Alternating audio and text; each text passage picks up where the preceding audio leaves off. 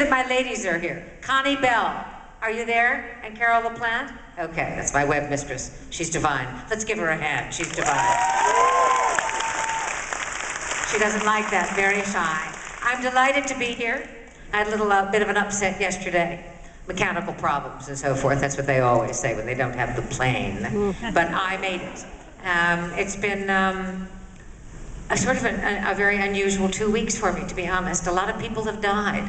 Foremost among them, my great friend, Senator Ted Kennedy.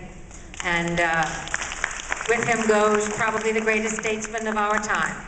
And I believe that this is the end of Camelot as we knew it, and certainly the end of the great lion. So my heart is full, albeit slightly broken, and we proceed in life and we persevere. And may the next great diplomat come forward, right?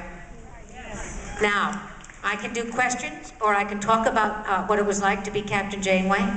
And I can tell you that my decade, as I was saying to Connie in the room earlier, that decade of my life, which was 7, and I really count them 7.5 years of Voyager, and 3 years of doing a one-woman show on the road, marked for me the hardest work of my life.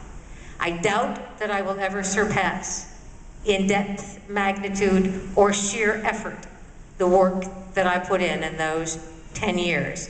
And certainly Janeway, because what I'm sure that you understand so well is, quite aside from being was I the 3rd captain or the 4th? Well, you're counting DS9. Oh no, but it was a space station. Space station. Station.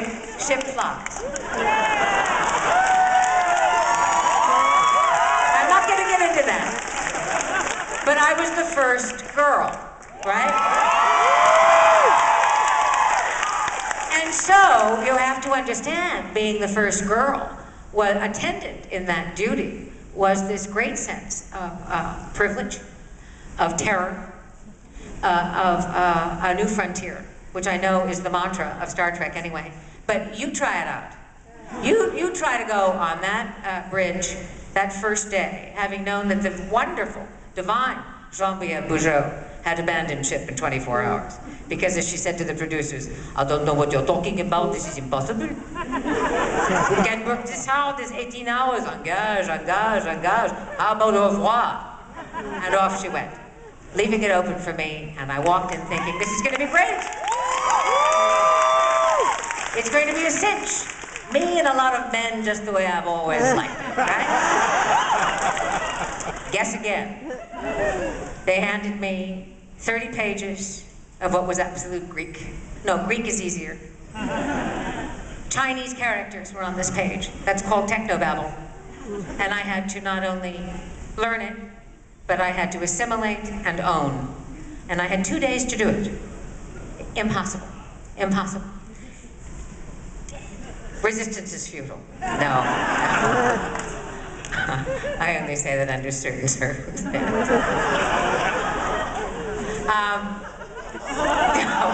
No, this is going to be a bad day and a bad crowd, and I'm in one of those moods.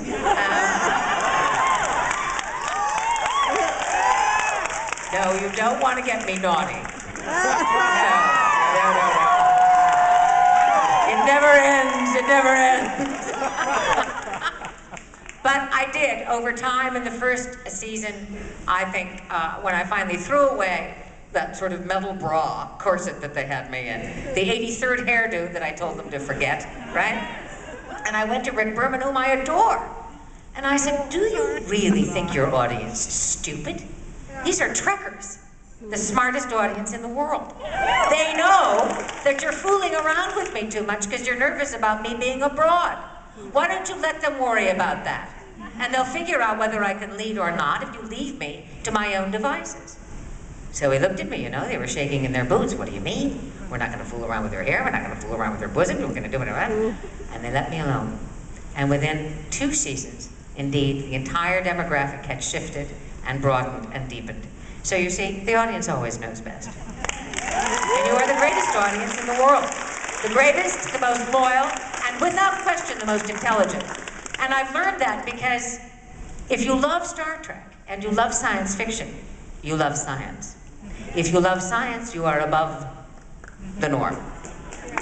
It is the grasp of an ideal. It is the exercise of a component of the imagination that only Einstein, Feynman, only those guys understood. It is a different way of thinking, and it is an exalted way of thinking. So I knew who I was playing to, and I felt that I should have to really earn my stripes the right way. So I gave what I did over 7 years. I think I gave the most that I could give you, the best that I could give you. Certainly, I tried. I was raising, thank you. I had 2 little devils, sons at home. And I was trying to be a mother at the same time. And I learned, especially I will say this to the ladies, I learned, ladies, you cannot do both beautifully. You can just forgive yourself and do what you're doing in the moment. That's the only way to live it.